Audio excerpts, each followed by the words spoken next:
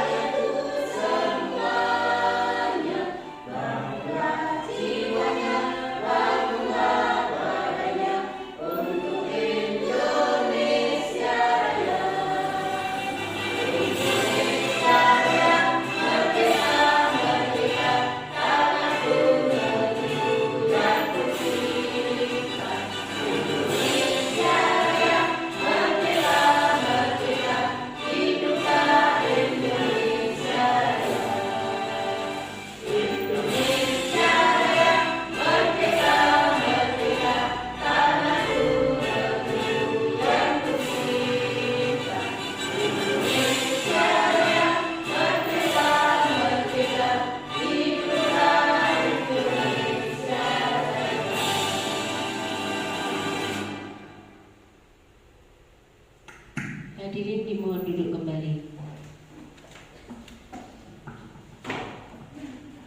Acara yang ketiga adalah sambutan kepala sekolah kepada Ibu Sri Widyastuti. Kami persilahkan.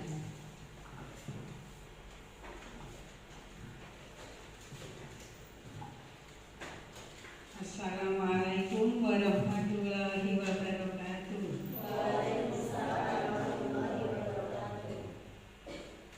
Alhamdulillah, pada siang hari ini kita dapat berkumpul di ruang kelas 4 dengan kegiatan diseminasi budaya positif oleh calon guru penggerak dari SD Negeri 02 Wonolopo, yaitu Ibu Diah Isnani. Terima kasih Bapak dan Ibu sudah meluangkan waktu untuk mengikuti kegiatan ini. Semoga nanti apa yang disampaikan oleh Bu Diah Isnani, sarjana pendidikan, tentang budaya positif nanti dapat kita terapkan di kelas maupun di lingkungan sekolah kita, agar anak-anak didik kita nanti mempunyai karakter yang baik dan berkepribadian yang baik. Semoga nanti apa yang disampaikan oleh Ibu Tia Isnarni bermanfaat bagi kita semua, juga bagi anak didik kita semua. Demikian sambutan dari kami. Kalau ada salah-salah kata, kami mohon maaf yang sebesar-besarnya. Selamat mengikuti diseminasi budaya positif sampai selesai. Semoga nanti Bu Tia Isnarni di dalam mengikuti program-program calon guru penggerak ini diberi kelancaran dan diberi kesuksesan sampai akhir dan mendapatkan nilai yang baik. Mungkin hanya ini yang dapat kami sampaikan. Wassalamualaikum warahmatullahi wabarakatuh.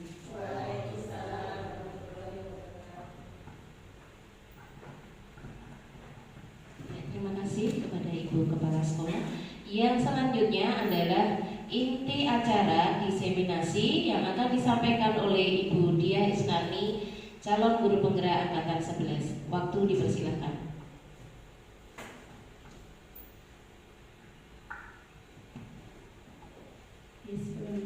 Assalamualaikum warahmatullahi wabarakatuh. Bismillahirrahmanirrahim. Wassalatu wassalamu ala asrofil anbiya'i wal mursalin Sayyidina wal maulana Muhammadin wa ala alihi wa sahbihi ajma'in, amma ba'd. Yang terhormat Ibu Kepala SDN 02 Wonolompo, Ibu Sri Widyastuti SPD. Yang saya hormati Bapak Ibu guru, rekan sejawat, serta karyawan SDN 02 Wonolompo.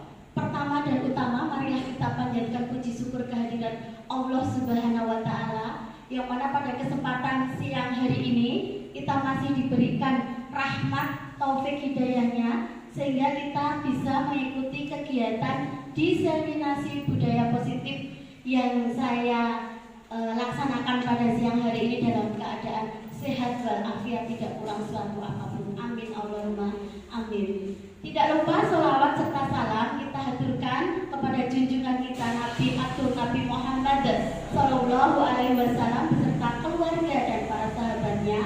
Semoga kita nanti termasuk golongan orang-orang yang mendapat syafaat nanti di yaumul akhir. Amin Allahumma amin.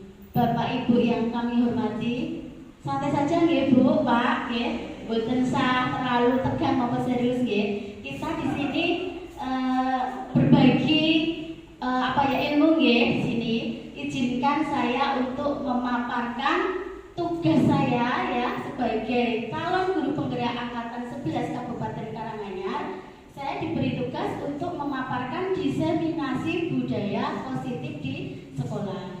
Dengan harapan setelah pelaksanaan kegiatan ini nanti kita bisa menerapkan budaya positif di sekolah kita. Kita bisa memajukan sekolah kita bisa mewujudkan sekolah impian kita, dan bisa mewujudkan visi sekolah kita. Amin Allahumma amin. Mohon izin untuk menyampaikan diseminasi untuk hari ini.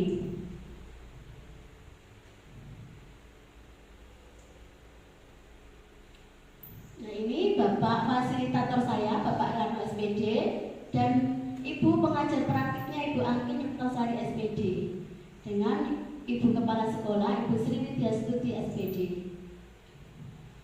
Nah, sebelum kita mulai, ini ada sedikit pertanyaan sebelum kita mulai. Nomor 1, pemberian hukuman dapat mendisiplinkan siswa. Setuju apa mboten Pak Bu? Tidak setuju Bu. Tidak setuju. Ada yang setuju? Tunjuk jari. Semua setuju?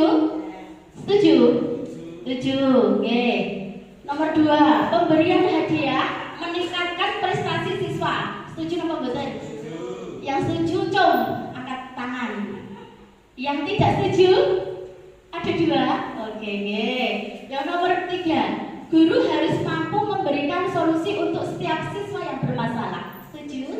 Setuju. Setuju Tante. Terakhir, guru berperan sebagai teman bagi siswa. Setuju apa betul? Yang ya. Oke, yang tidak setuju nggak ada. Oke. Nah, nanti jawaban Bapak Ibu guru itu nanti betul atau kurang betul, nanti kita akan mendapatkan jawaban setelah melaksanakan diseminasi budaya positif. Ya, nanti jawaban terbaik itu yang mana toh? Nanti kita akan belajar di sini. Oke, lanjut. Nah, apa itu budaya positif? Perwujudan dari nilai-nilai atau keyakinan universal yang diterapkan di sekolah. Nilai-nilai yang diterapkan di sekolah itu berarti nilai positif atau nilai negatif, Bapak Ibu?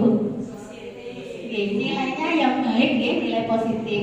Contoh nilai-nilai positif, mau kenapa Pak? Menjaga kebersihan, Bu. Terus menjaga kebersihan lingkungan itu nilai-nilai positif. Satu lagi, apa Bu nilai-nilai positif? Bersikap sopan santun kepada guru dan teman. Nah, itu bersikap sopan santun. Karakter ya Bu, karakter sopan santun. Disiplin, tanggung jawab, toleransi, empati, termasuk nilai-nilai disiplin positif yang ada di sekolahan kita. Oke, ini Bu, masuknya dari positive mindset, pemikiran yang positif.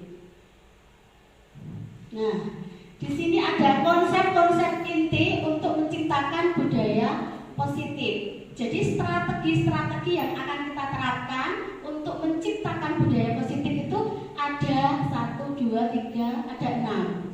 Dari ke-6 konsep inti atau strategi yang sekiranya asing yang mana Bapak Ibu? Yang menurut penjaringan saya kok masih asing ya, belum pernah dengar, itu yang mana? Yang bawah, yang segitiga restitusi, iya, itu yang belum kita pelajari karena di sini nanti kita akan membahas segitiga restitusi. Untuk disiplin positif, motivasi perilaku manusia, keyakinan kelas, kebutuhan dasar, posisi kontrol seorang guru, insya Allah sudah kita menerapkan, ya. Tapi untuk yang segitiga restitusi baru kali ini. Oke, kita sama-sama belajar ya Pak Bu. Sedanten ini ngantuk nopo terus pundi? Masih fokus? Es breaking ya. Kayaknya agak ngantuk ya es breaking.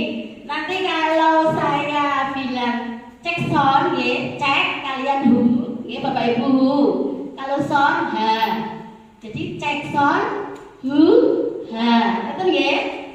Untuk meningkatkan konsentrasi kersane mboten ngantuk. Oke.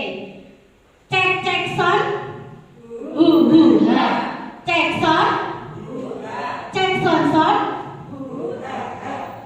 cek cek sound ha.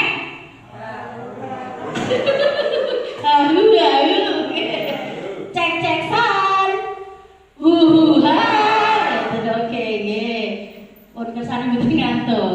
Lanjut.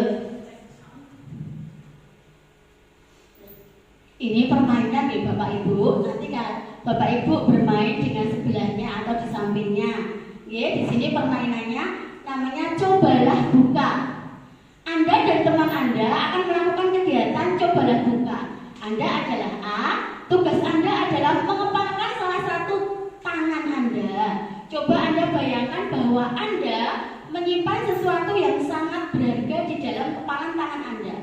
Jadi Anda perlu menjaga benda tersebut sekuat tenaga Anda. Karena apa? Begitu pentingnya untuk kehidupan Anda, itu barang yang sangat berharga. Sementara tugas B atau rekan Anda adalah mencoba untuk dengan segala cara membuka kepalan tangan Anda.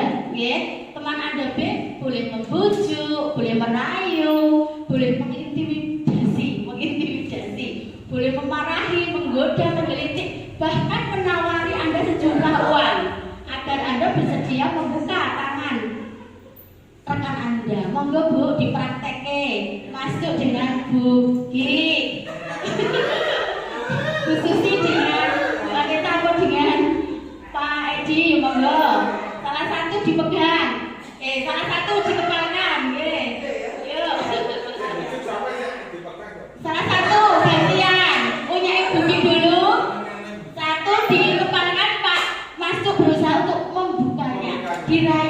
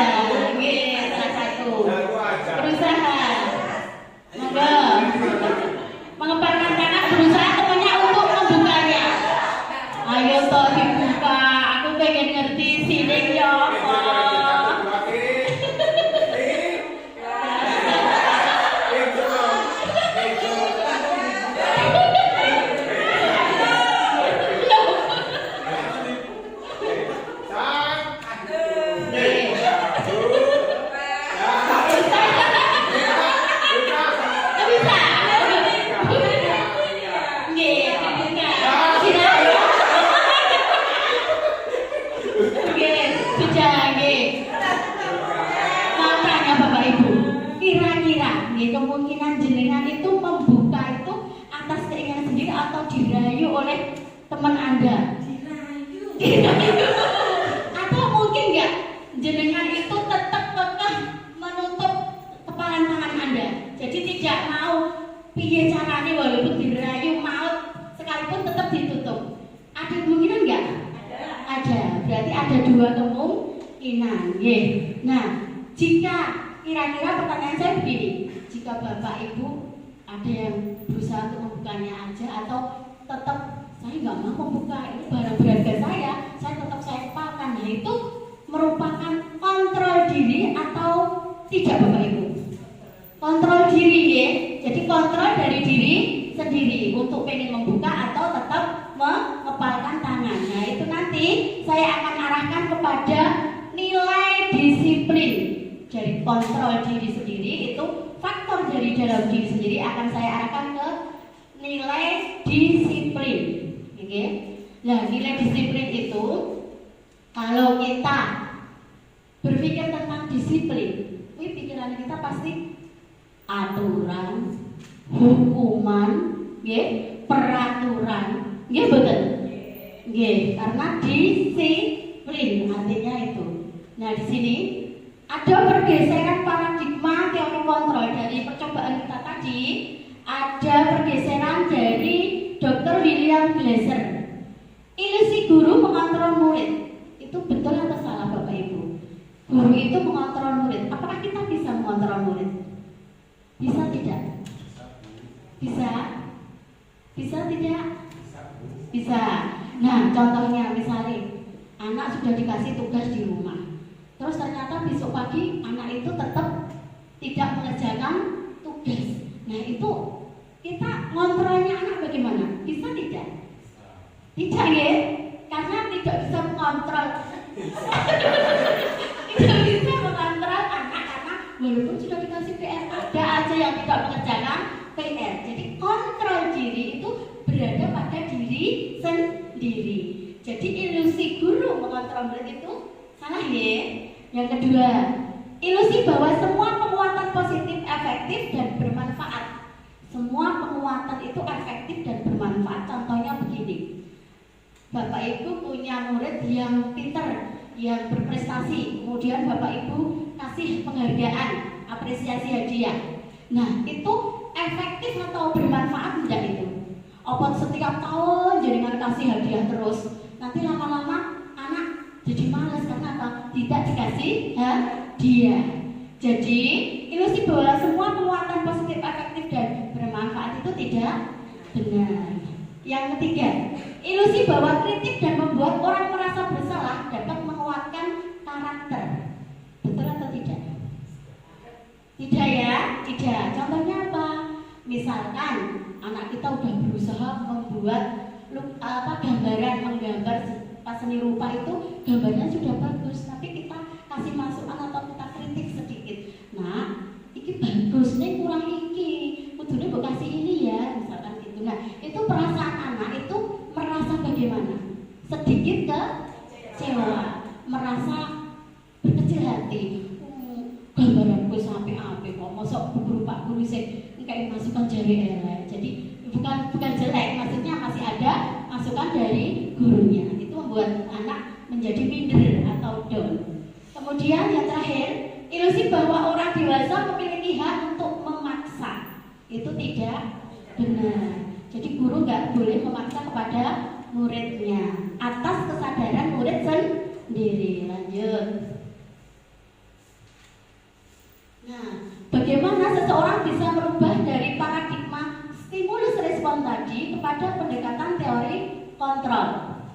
Jadi stimulus responnya begini Bapak Ibu, realita kebutuhan kita sama, padahal untuk teori kontrolnya kebutuhan kita berbeda. Kemudian yang kedua, semua orang melihat dia yang sama, padahal teori kontrolnya setiap orang memiliki gambaran yang berbeda. Lanjut, kita mencoba mengubah orang agar berpandangan sama dengan kita. Kita tidak bisa mengubah pandangan orang tentang dunia, itu sesuai dengan persepsi masing-masing. Terus perilaku buruk dilihat sebagai suatu kesalahan. Kalau di teori kontrol, semua perilaku memiliki tujuan. Perilaku memiliki tujuannya apa? Misalkan pengen selamat atau pengen senang atau pengen bahagia, itu punya tujuan sendiri-sendiri. Kemudian orang lain bisa mengontrol saya. Padahal di teori kontrol hanya Anda yang bisa mengontrol diri Anda sendiri. Kemudian saya bisa mengontrol orang lain, Anda tidak bisa mengontrol orang lain. Pemaksaan ada pada saat bujukan gagal. Jadi misalnya memaksa seseorang pas bujukan gagal, itu di teori kontrol kolaborasi, bukan pemaksaan, tapi kolaborasi dan konsekuensi menciptakan pilihan-pilihan baru. Terakhir, model berpikir menang kalah. Itu yang benar adalah model berpikir menang-menang. Tidak ada yang salah, tidak ada yang menang. Tidak ada yang salah, tidak ada yang betul. Jadi sama-sama. Lanjut. Nah, disiplin positif. Di sini disiplin positif merupakan salah satu cara penerapan disiplin yang bertujuan untuk menumbuhkan kesadaran serta memberdayakan anak untuk melakukan sesuatu tanpa sogokan, ancaman maupun hukuman. Berdisiplin. Contohnya, misalnya anak datang terlambat ke sekolah, itu jadi kebiasaan terus dia langganan terlambat. Nah itu karena dia apa? Dia belum ada kontrol, belum ada disiplin dari dalam diri sendiri. Dia punya faktor dari luar atau ekstrinsik yang membuat dia itu ketakutan karena ada aturan. Jadi nggak ada kesadaran dari diri sendiri. Aku pengen disiplin, aku isen masuk yo telat terus. Aku pengen tidak datang terlambat. Itulah disiplin positif. Nah, nilai-nilai kebajikan universal itu kita terapkan dalam apa Bapak Ibu? Profil pelajar Pancasila. Ada berapa dimensi? 6 yang sudah kita terapkan setiap jam 10 atau di sebelum pembelajaran kita melaksanakan lagu profil pelajar Pancasila. Yang pertama, beriman dan bertakwa kepada Tuhan Yang Maha Esa dan berakhlak mulia. Yang kedua, mandiri, kemudian berkebinekaan global, gotong royong, kreatif dan bernalar kritis. Oke. Nah, sini ada motivasi perilaku manusia.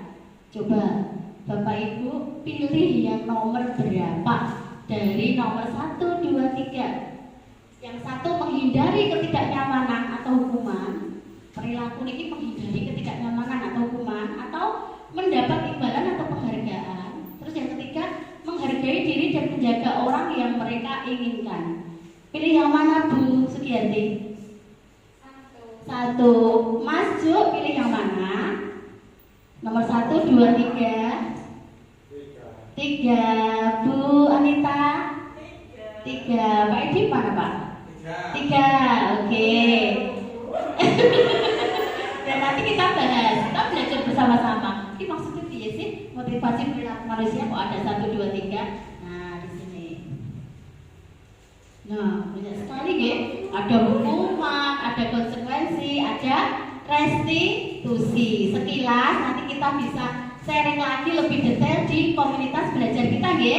Yang kita laksanakan setiap 2 minggu sekali, Kombel Juber Maju dan Bergerak di SDN 02 Wonolompo. Di sini ada identitas gagal, itu ada hukuman, konsekuensi, restitusi. Misalnya murid atau anak belajar menyembunyikan kesalahan, konsekuensinya murid anak belajar taat peraturan. Kalau untuk direstitusi, murid atau anak belajar memecahkan masalah. Di situ ada. Kemudian itu mencoba mengontrol anak dengan penguatan negatif, membayar tanpa kesalahan. Di konsekuensi, mencoba mengontrol anak dengan penguatan positif. Restitusinya, anak paham bahwa dirinya sendiri yang pegang kendali kontrol. Terus di sini, nah, berdasarkan bagian di atas, berikut penjelasan tentang apa sih hukuman, konsekuensi, restitusi itu apa? Hukuman itu tidak terencana, bersifat satu arah, bisa berupa hukuman fisik, psikis, atau kata-kata kasar. Misalkan aturan di tempat kita, anak itu tidak boleh pakai sepatu warna putih. Lah ada murid kita yang datang ke sekolah udah datang terlambat, sepatunya putih. Misalkan namanya si A. Si A, ini Pak Guru, Bu Guru ya. Kamu sudah datang terlambat, sepatu kamu itu warna juga putih. Kamu melanggar peraturan enggak? Iya Bu, misalkan. Nah itu hukuman kepada anak itu langsung ya satu arah. Karena kamu melanggar aturan, coba lari lapangan 2 kali. Habis itu kamu masuk ke kelas, lepas sepatumu sampai jam selesai pelajaran. Nah, itu adalah hukuman yang diberikan kepada guru. Jadi satu arah, tidak terencana, kemudian bisa berupa psikis atau fisik. Kemudian konsekuensi bersifat terencana sudah disepakati, bentuk-bentuk konsekuensi dibuat oleh pihak guru atau pihak sekolah. Berarti modelnya peraturan. Jadi kalau peraturan itu kan yang bikin Bapak Ibu guru ya, komite. Jadi anak tidak terlibat dalam peraturan sekolah. Itulah konsekuensi. Kemudian yang restitusi itu proses menciptakan kondisi bagi murid untuk memperbaiki kesalahan mereka, sehingga mereka bisa kembali pada kelompok mereka dengan karakter yang lebih kuat. Misalkan yang tadi ya, misalkan yang datang terlambat itu tadi, nah kamu pasti ada alasan kenapa kamu datang terlambat. Iya Bu, nah coba jelaskan apa alasanmu, kok kamu sering sekali datang terlambat. Bu, saya di rumah itu membantu ibu saya jualan, kalau malam saya masak, bantu ibu menyelesaikan dagangannya, pagi dijual oleh ibu. Jadi saya bangunnya terlambat karena kalau bahasa Jawa ini keringan, karipan gitu, bahasa Jawa ini karipan. Nah itulah ada tujuan, ada alasan mengapa anak tersebut melakukan suatu kesalahan. Nah kalau tahu seperti itu, nanti apa yang akan kamu lakukan biar kamu tidak terlambat datang ke sekolah? Saya tidak akan itu Bu, misalkan tidur terlalu malam, saya akan menyetel alarm HP saya misalkan. Itu suatu solusi dari anak tersebut. Jadi kita tidak istilahnya yang memberikan solusi, kita cuma mengarahkan, mendampingi untuk mencari penyelesaian solusi dari permasalahan anak tersebut. Lanjut. Nah, coba dijawab. Konsekuensi atau hukuman. Nomor 1, mencatat 100 kali dalam buku kalimat saya tidak akan terlambat lagi karena terlambat ke sekolah. Hukuman atau konsekuensi? Hukuman. Yang lain? Bu, Pak? Hukuman. Terus nomor 2, nanti kita lihat jawabannya. Lari mengelilingi lapangan 2 kali karena terlambat hadir ke sekolah. Hukuman. Hukuman konsekuensi. Pak Edi. Hukuman. Hukuman. Oke, sama. Membersihkan coretan yang dibuatnya di meja tulis. Konsekuensi atau hukuman? Konsekuensi. Oke. Kemudian murid diminta untuk push up 15 kali karena tidak menggunakan masker ke sekolah. Hukuman. Hukuman konsekuensi? Hukuman. Kemudian berdiri di depan kelas sambil mengangkat kaki 1 karena ramai sendiri di dalam kelas. Jadi anak itu disuruh berdiri di depan kelas sambil mengangkat kaki 1. Hukuman atau konsekuensi? Hukuman. Terakhir. Membersihkan WC karena membuli temannya. Ada anak yang dibully terus bu guru menyuruh untuk membersihkan WC. Hukuman. Hukuman. Oke, kita buka jawabannya yang benar. Nah, yang benar nomor 1. Tidak apa-apa. Sambil belajar nanti kita paham. Jadi mencatat 100 kali di dalam buku kalimat saya tidak akan terlambat lagi karena terlambat. Itu konsekuensi, Sek lari mengelilingi lapangan tadi hukuman, membersihkan cerdas betul konsekuensi, murid diminta besar hukuman, berdiri berkelas hukuman, membersihkan WC hukuman. Oke. Nah, di sini Bu, Pak, ada istilahnya dihukum oleh penghargaan. Maksudnya dia sih. Nah, saya kalau tidak di CGP ini saya juga belum tahu kok dihukum oleh penghargaan. Maksudnya bagaimana ya? Yang nomor 1, pengaruh jangka pendek dan jangka panjang. Seperti tadi yang saya sampaikan.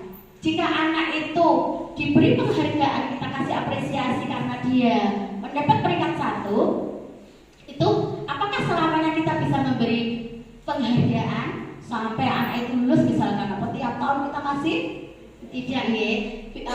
Kalau mungkin jangka pendek bisa, kalau untuk jangka panjang tidak bisa. Yang kedua, penghargaan itu tidak efektif. Emang tidak efektif ya. Kemudian penghargaan merusak hubungan. Misalkan dia dengan Giarti. Bu Giarti itu dapat hadiah penghargaan terus karena rajin, karena disiplin. Nah, nanti dianya merasa Allah saya dikasih hadiah berbukti, aku piye yo bunga aku dadi piye ngono. Nah, itu merusak hubungan. Contohnya itu penghargaan mengurangi ketepatan. Jika anak itu selalu dikasih penghargaan, dikasih apresiasi atau hadiah, suatu saat pasti dia males. Karena apa? Dia tidak mempertahankan kualitas diri dia. Karena apa? Merasa kok aku gak dapat hadiah ya, padahal aku udah betul. Nah, itu akan mengurangi apa? Prestasinya. Kemudian penghargaan mematikan kreativitas, sama jadi males ya, nanti kayak hadiah ujung-ujungnya nanti kayak hadiah enggak aku kayak gitu ya. Kemudian penghargaan menghukum, jadi anak merasa dihukum karena apa? Si ranking siji untuk hadiah ranking loro orang, padahal aku ya ranking loro loh, aku ya pinter ya, kacek sidik orang untuk hadiah. Nah, itu dia merasa terhukum oleh suatu penghargaan. Kemudian motivasi dari dalam diri atau intrinsik. Lanjut. Mengapa keyakinan kelas Bu sekarang bukan peraturan kelas? Ini saya bagi sticky note ya. Coba nanti diisi. Mengapa kok keyakinan kelas bukan peraturan kelas dulu?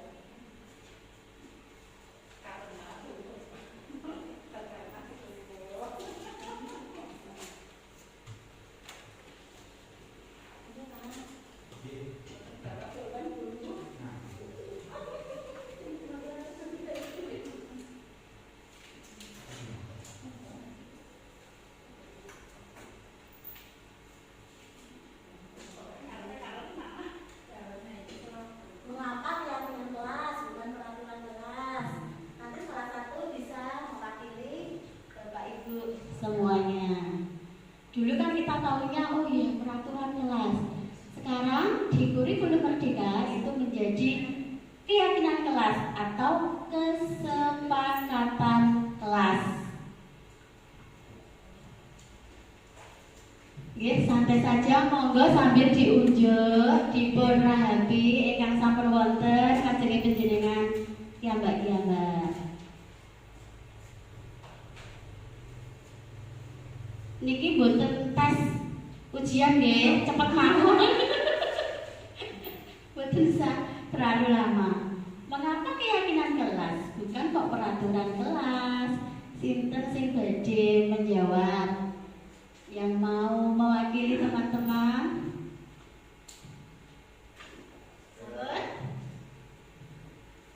Bu Anita kayak sudah. Bu Anita, monggo.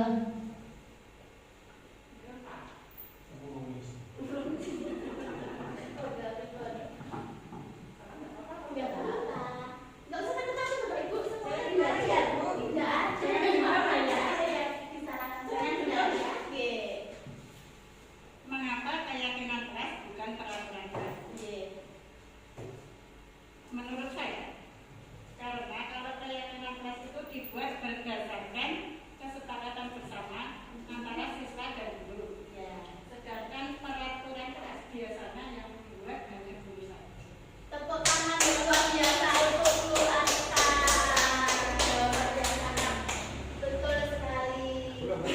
biasa. Oh ya, maju. Ada. Halo.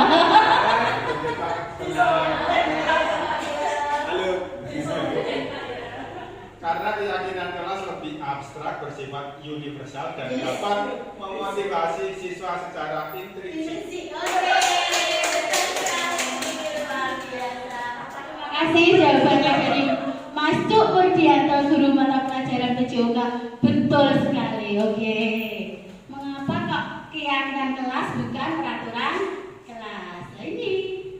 Nah, sebagai gambaran, coba.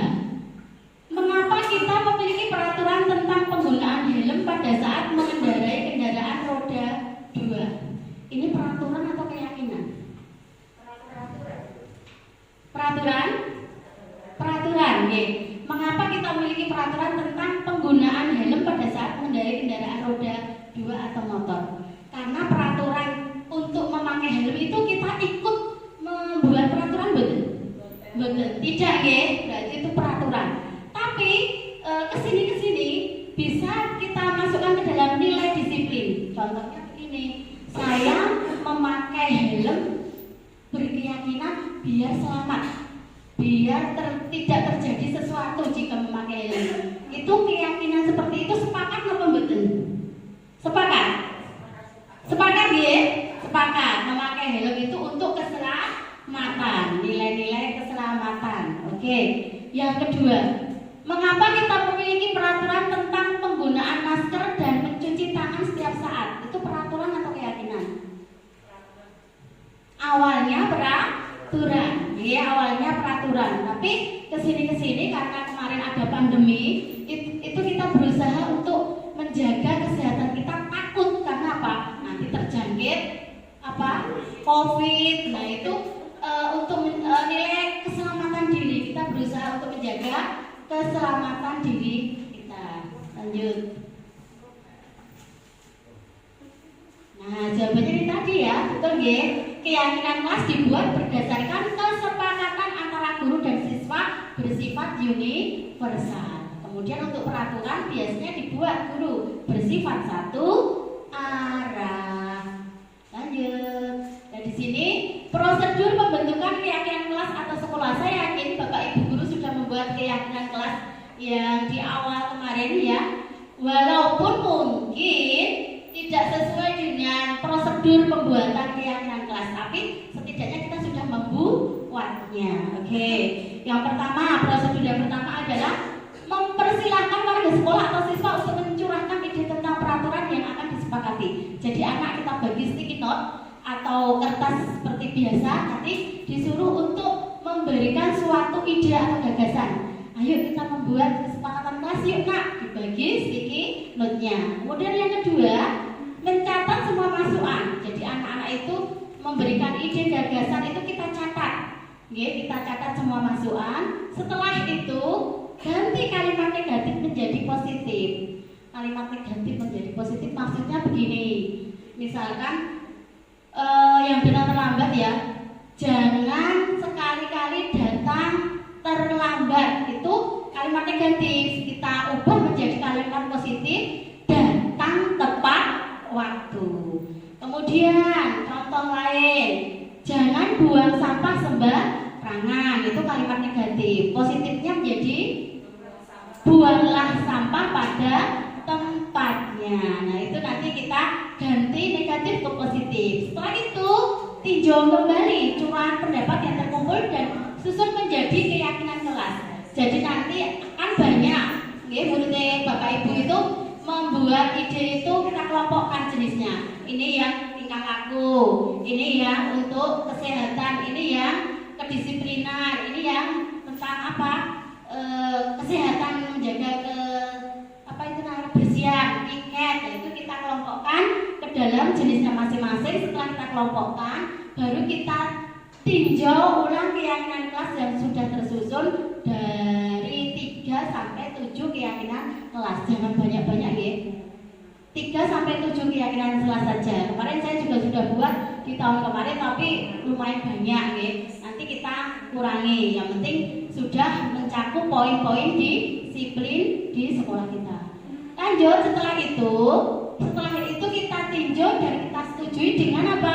Menandatangannya. Anak nanti suruh menandatangani sticky note yang telah dia tulis. Ditandatangani ayo. Kalau tidak bisa ucap jempol. Misalnya anak belum bisa tanda tangan, di mana? Di pinggir-pinggiran itu. Di pinggir-pinggiran kertas plano yang telah kita siapkan. Jadi malah nanti kelihatan apa? Kelihatan bagus ya. Ada cap jempol dari anak-anak kita mengelilingi pinggiran kertas plano. Setelah ditandatangani, keyakinan kelas ditempel di dinding kelas. Ampun ditempel dhuwur atap itu nggih Bu Pak. Wah, angel lho anak keluar buka.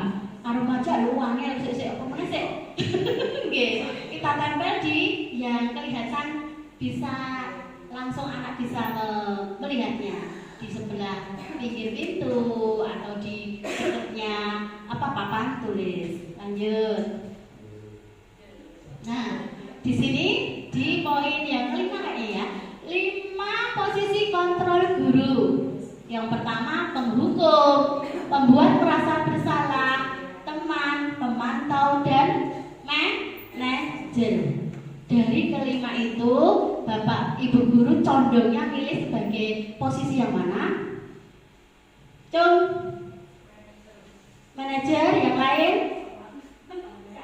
Manajer, Bu, pemantau, Mas Cuk, teman, Bu, Ki, sudah, Bu Apri, manajer aja, Bu, Tik, sudah manajer, iya, oke. Kita bahas satu-satu. Berikut ini contoh video posisi kontrol guru. Nah, ini sebagai posisi penghukum. Kita lihat ya.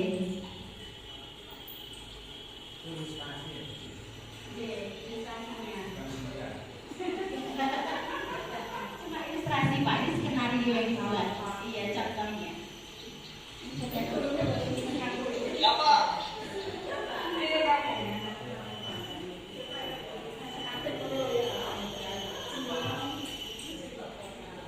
Kamu selalu keluarga. Aktif tiap pagi, kamu pasti selalu keluarga.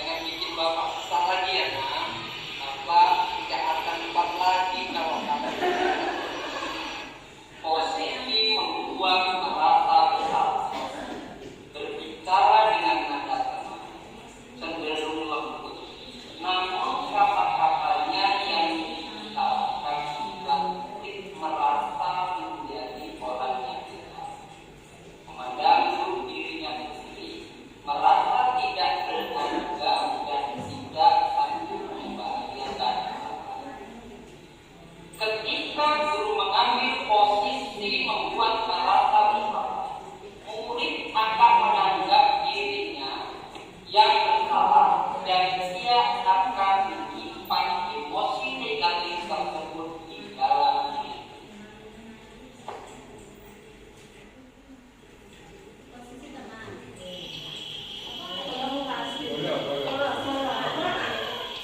Teman ini tadi yang dipilih oleh Mas Cuk.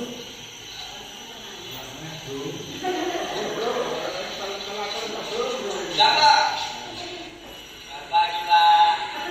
Wah, sudah jam berapa ini nak? Lambat lagi ya saya. Ya Pak, saya terlambat bukan saya Pak. Kamu malah menyalahkan kamu. Kamu bukannya anak yang larinya paling kencang ya? Kok terlambat sih? Iya Pak, saya memang terlambat bangun tadi. Biarpun saya larinya kencang, tetap gak kejar Pak. Ya sudah sana. Nanti lain kali larinya lebih kencang lagi ya, biar nggak terlambat lagi. Bikin seneng bapak ya. Jadi bapak bisa kan? Bisa Pak. Ya sudah sana masuk kelas. Bapak beresin bisa absen kamu ya. Kamu ini ada-ada saja. Dalam posisi teman, guru berbicara dengan suara ramah, akrab, cenderung bersenda gurau untuk menjaga suasana tetap santai. Murid akan merasa senang, aman, dan akrab ini. Identitas yang tercipta adalah identitas sukses atau berhasil.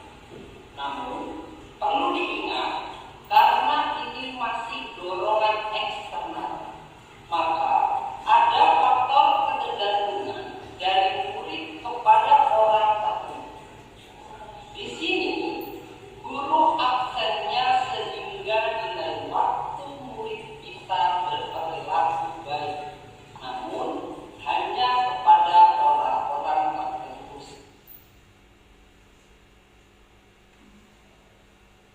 Lanjut, ini posisi sebagai pemantau. Tadi Buki ya. Monitoring.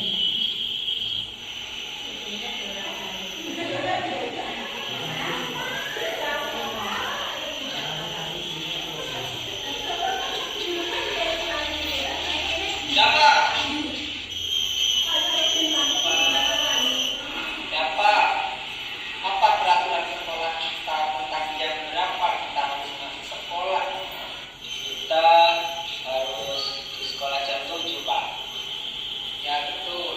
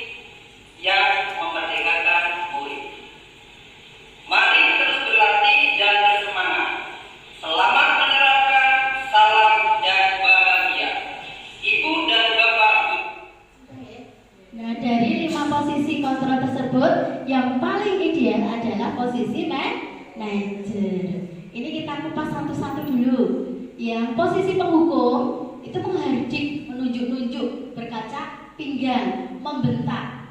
Kemudian hukumannya fisik atau verbal. Dampaknya anak menjadi pendendam, tidak menyukai guru atau guru mata pelajaran tertentu. Itu yang penghukum. Kemudian posisi pembuat merasa bersalah itu suara lembut namun menyalahkan siswa. Jadi guru menyatakan kesalahan pada siswa dan guru merasa menderita. Ayolah, kamu nggak kasihan ya sama bu guru, nanti bu guru ditegur sama kepala sekolah. Nah itu merasa guru menderita. Kemudian dampaknya membuat siswa merasa bersalah, rendah diri dan menarik diri. Jadi anak mentalnya down begitu, guys. Kemudian posisi yang ketiga adalah teman. Guru bersikap ramah, cenderung bersendau gurau untuk menghangatkan suasana. Dampaknya ada Bapak Ibu, murid tergantung pada satu orang. Pak Cuk kayak guru kok yo nyenengke banget, aku seneng banget sama Pak Cuk. Contohnya membuat siswa tidak mandiri, tergantung dengan Pak Cuk begitu. Kemudian yang posisi pemantau, nada bicara dan ekspresi datar. Identitas berhasil, kemudian pemantau tetap memantau saat siswa diberi sanksi dengan dampak, menghitung hadiah atau hukuman yang diberi tanpa melihat nilai kebajikan, kemudian tidak sepenuhnya mandiri. Untuk posisi yang ideal di 5 posisi kontrol itu adalah manajer dengan suara netral, tercipta identitas positif yang berhasil, mengajukan pertanyaan bermakna, membantu siswa memecahkan masalah. Jadi bukan kita yang memecahkan masalah, tapi kita cuma mengarahkan, membimbing. Yang mencari solusi adalah murid itu sendiri. Dampaknya murid jadi apa? Mandiri. Siswa memecahkan masalahnya sendiri. Oke, lanjut. Kebutuhan dasar manusia ada 5. Bertahan hidup, kasih sayang dan merasa diterima, penguasaan, kebebasan dan kesenangan. Berikut adalah rinciannya. Coba nomor 1 sampai nomor 4 ini apa ini? Jawabannya. Aku senang main kejar-kejaran dengan ibu guru, seru. Nah itu yang mana jawabannya? Kasih sayang atau penguasaan atau kebebasan atau kesenangan? Kesenangan. Kesenangan. Nomor 2, ibu kejar aku karena ibu guru sayang aku.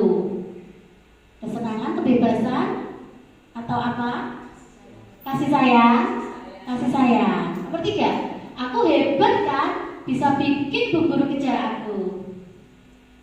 Nomor penguasaan, kebebasan, kesenangan, kasih sayang, bertahan hidup. Penguasaan. Nomor 4, aku bosan belajar mewarnai terus di dalam kelas.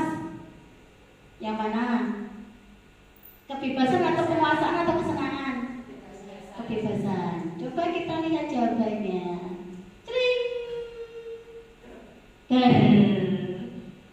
Nah, aku senang main kejar-kejaran dengan bu guru, seru, kesenangan.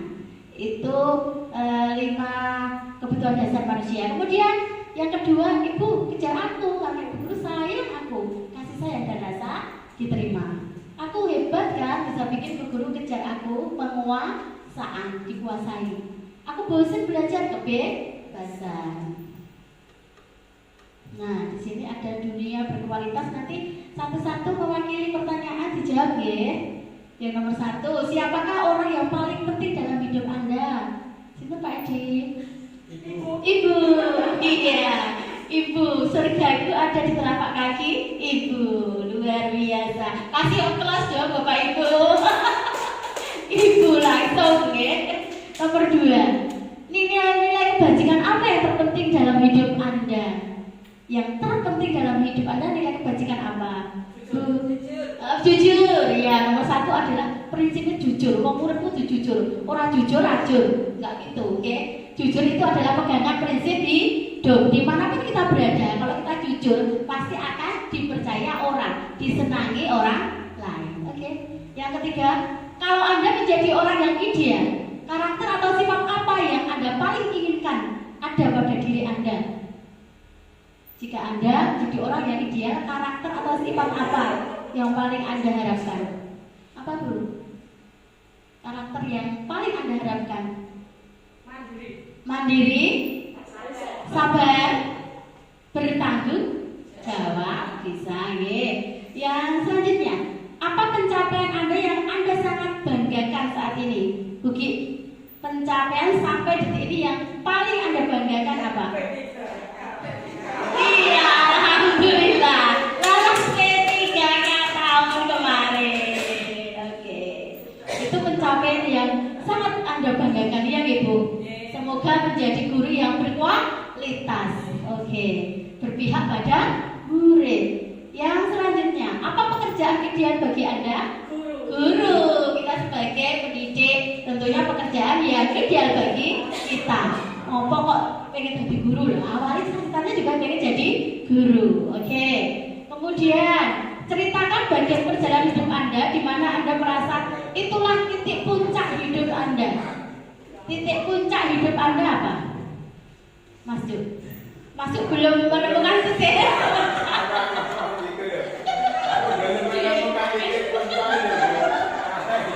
Titik puncaknya hidup belum Pak. Titik puncaknya dalam hidup belum. Sabar ya, berusaha, berikhtiar dan berdoa. Semoga mencapai titik puncak hidupnya Mas Sukurdianto. Kita semua mendoakan yang terbaik. Oke. Apa yang paling bermakna dalam hidup Anda? Yang paling bermakna apa ya? Berarti dan saling berharga, yang sangat berharga. Keluarga, ya. Dengan keluarga kita bisa hidup tentram, hidup damai. Tanpa keluarga kita merasa bagaimana? Sendiri, hampa, sepi, gersang kandus seperti itu ya. Oke, lanjut. Nah, ini di sini ada segitiga restitusi.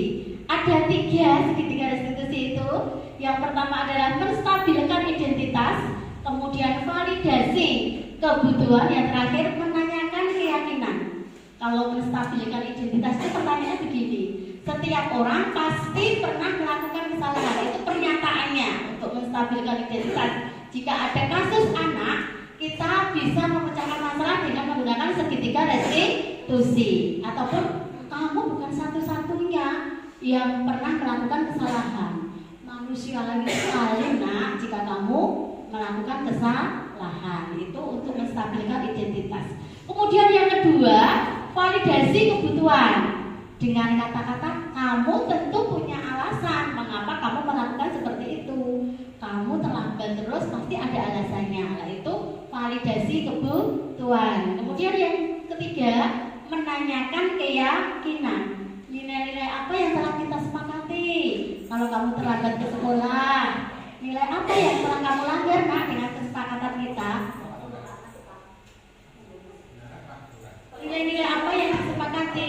Kalau terlambat itu nilai kedisiplinan. Misalnya membuang sampah sembarangan nak, nilai-nilai apa yang telah kamu langgar? Kamu buang sampah kok di mana-mana tidak pada tempatnya. Nilai apa? Kedisiplinan juga, iya. Kemudian kamu ingin menjadi orang seperti apa sih? Kalau datang terlambat pengen jadi apa nanti kamu? Nah, itu adalah menanyakan keyakinan. Lanjut. Berikut ada contoh video posisi kontrol seorang guru. Kita lihat video lagi ya. Apa kabar hari ini kamu Nan? Sehat Bu. Kamu tahu kenapa alasan kamu ibu panggil ke sini? Lambat datang ke sekolah. Membuat kesalahan adalah sesuatu yang wajar. Manusia tidak ada yang sempurna. Kita bisa memperbaiki kesalahan ini. Saya tidak menanyakan kesalahannya, tetapi fokus memperbaiki kesalahan ini. Apakah kamu ini telah menjadi orang baik untuk dirimu sendiri? Belum Bu, masih banyak kesalahan saya.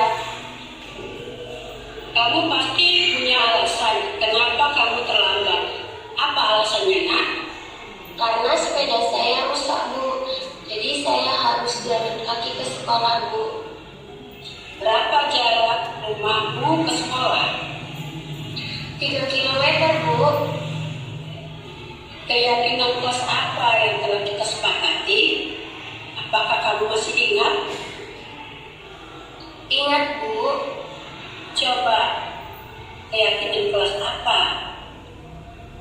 Komitmen, Bu.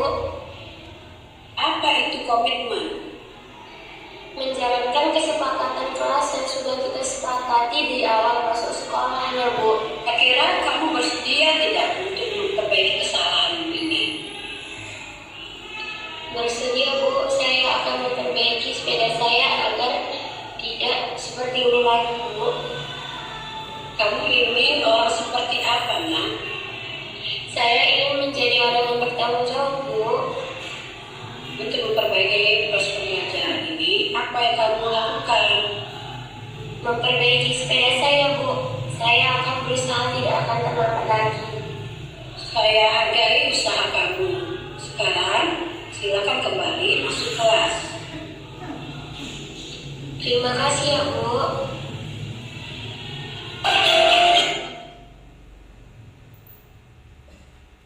Nah, kembali ke tadi ya, refleksi yang pertama tadi, sebelum kita melaksanakan diseminasi. Ini setelah kita melaksanakan, Bapak Ibu setuju bila pemberian hukuman dapat mendisiplinkan siswa? Setuju atau betul? Tidak setuju. Yang kedua, pemberian hadiah meningkatkan prestasi siswa? Tidak setuju. Guru harus mampu memberikan solusi untuk setiap siswa yang bermasalah? Setuju. Terakhir, guru berperan sebagai teman bagi siswa? Tidak setuju, karena ada dampaknya. Begitu nggih? Nggih. Alhamdulillah.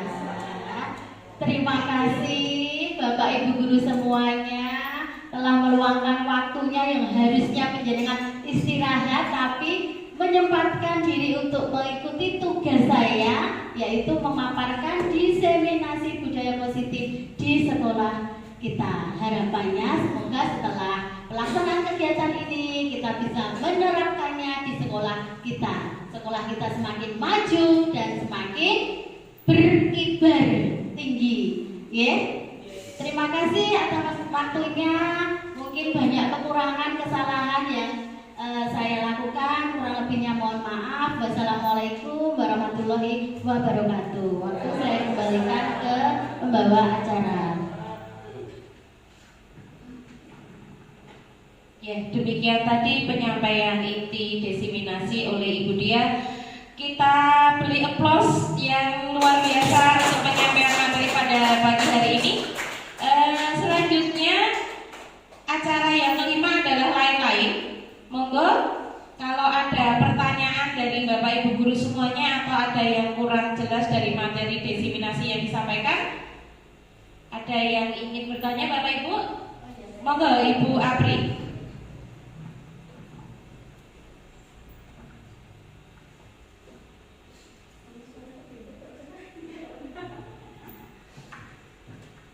Selamat siang Bapak Ibu semuanya. Selamat siang. Dalam sesi ini saya ingin bertanya. Di sini saya sebagai wali kelas 1 ingin membahas atau ingin bertanya mengenai keyakinan kelas.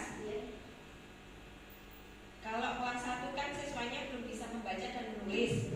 Nah, pertanyaan saya, bagaimana cara membuat keyakinan kelas yang saya hadapi di kelas 1 tersebut? Terima kasih.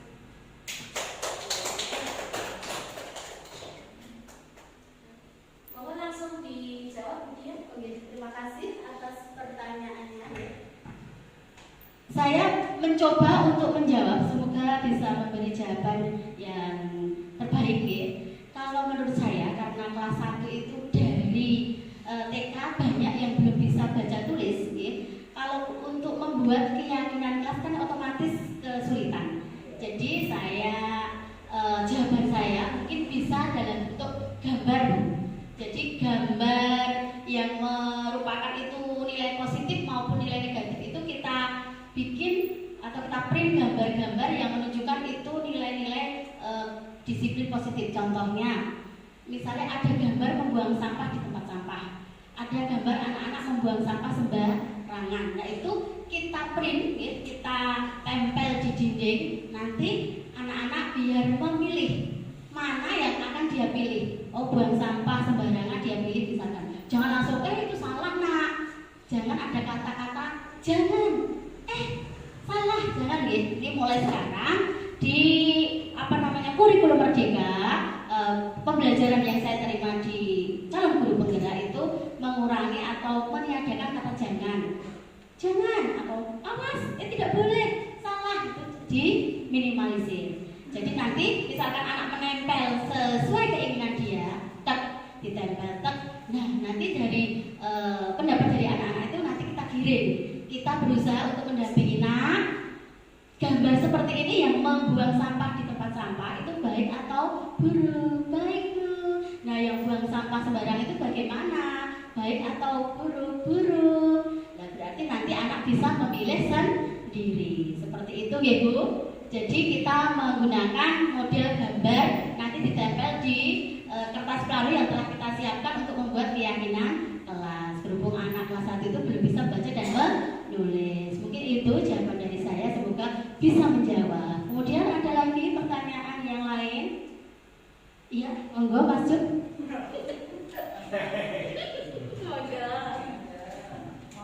Ya, terima kasih. Assalamualaikum warahmatullahi wabarakatuh.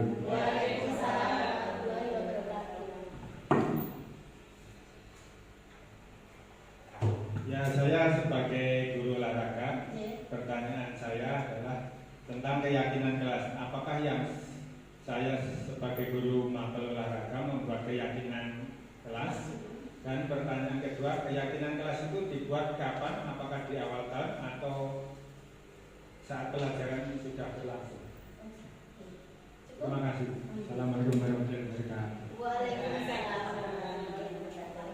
Pertanyaan dari Bapak Guru mata pelajaran olahraga nggih. Kalau untuk keyakinan kelas, menurut saya nggih, itu bisa membuat keyakinan kelas khusus guru mata pelajaran PJOK untuk aturan di pelajaran PJOK. Misalkan anak-anak itu di kelas sudah ada keyakinan kelas yang telah dibuat oleh wali kelasnya. Nah nanti penjaringan sebagai guru olahraga bisa membuat keyakinan kelas khusus untuk pelajaran olahraga, lebih spesifik, lebih mendetail, misalnya penjaringan buat boleh kalau menurut pemahaman saya. Kemudian keyakinan kelas tersebut dibuat di awal tahun ajaran baru sebaiknya karena kita kan sudah melaksanakan juga, walaupun prosedurnya belum sedetail yang telah saya sampaikan. Mungkin belum ada tanda tangannya, mungkin anak misalnya nggak bisa tanda tangan, bisa cap jempol seperti itu. Ada yang lain? Sudah?